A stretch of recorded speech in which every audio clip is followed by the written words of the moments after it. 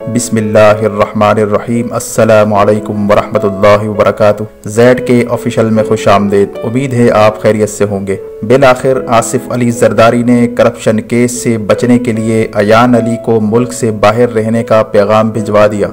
आसिफ जरदारी ने अयान अली को क्या पैगाम भिजवाया और आसिफ जरदारी आखिर क्यों नहीं चाहता कि अयान अली पाकिस्तान आए, ये सब जानने के लिए पहले अगर आपने हमारे चैनल को सब्सक्राइब नहीं किया तो अभी सब्सक्राइब कर लें और बेल आइकन पर क्लिक करें ताकि आने वाली हर वीडियो का नोटिफिकेशन आपको मिल सके। नाजरीन, करेंसी स्मगलिंग केस की समाअत कस्टम अदालत के जज अरशद हुसैन भुट्टा की सरबराही में हुई। समाअत के दौरान अयान अली के वकील ने अयान अली केस पर समाअत तवील अरसे तक मुलतवी करने की दरखास्त की, जो अदालत ने मुस्तरद कर दी। जज ने रिमार्क्स दिए कि कानूनी कार्रवाई नहीं रोकी जा सकती। अदालत का कहना था कि मुल्जिमा को जमानत पर रिहा करने का ये मतलब नहीं था कि वो दुनिया भर का सफर करें, अय्याशियां करती फिरें और जब अदालत बुलाए तो वो ना आए। इसी तरह जज ने यह भी कहा कि अयान अली दुबई से ओमान चली जाती हैं, पाकिस्तान क्यों नहीं आती। अदालत ने अयान अली की अदम हाजिरी पर सख्त बरहमी का इजहार किया और कहा कि अगर आइंदा समाअत पर अयान अली पेश न हुई तो अयान अली के खिलाफ रेड वारंट भी जारी किए जाएंगे और इश्तिहारी करार दे दिया जाएगा।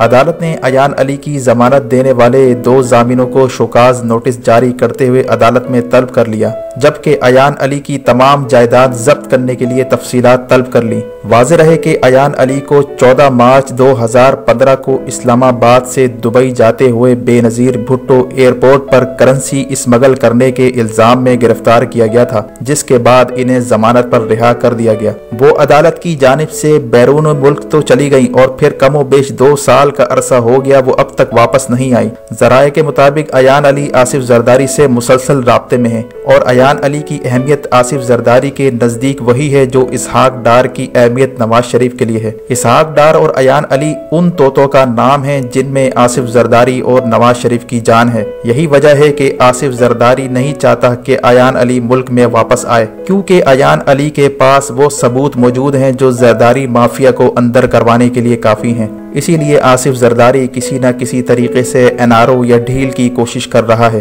ताकि जरदारी नेटवर्क जो बाहर से चलाया जाता है वो राज ही रह जाए। इसी तरह जराये के मुताबिक अयान अली की तमाम तर अय्याशियों के अखराजात आसिफ जरदारी के जिम्मे हैं और वो अयान अली की ट्रैवलिंग, होटल में क़याम और दीगर अखराजात अदा कर रहा है और साथ में ये भी पैगाम दिया है कि वो मुल्क वापस ना आए चाहे कुछ भी हो जाए। इसीलिए अयान अली मुल्क वापस नहीं आ रही और तवक्को की जा रही है अगली समाअत पर अदालत रेड वारंट जारी कर देगी और इश्तिहारी करार दे देगी, जिसके बाद इंटरपोल की मदद से अयान अली को गिरफ्तार करके लाया जाएगा। इसी तरह मकबूजा कश्मीर में होने वाले हमले के बाद करप्ट माफिया के चेहरे खिल उठे हैं, क्योंकि इनकी ख्वाहिश है कि सारी तवज्जो बॉर्डर पर मरकूज हो जाए और जंगी कैफियत में हमारे साथ रियासत एनआरओ पर मजबूर हो जाए और सारे केसेस बैक बर्नर पर चले जाएं। लेकिन रियासत ने अटल फैसला कर लिया है कि वली अहद मोहम्मद बिन सलमान के दौरे के बाद एक भरपूर ऑपरेशन लॉन्च किया जाएगा, जिसमें बचे कुचे जितने भी करप्ट माफिया के लोग हैं उनको अंदर किया जाएगा। वीडियो देखने का शुक्रिया। वीडियो को लाइक करके शेयर करें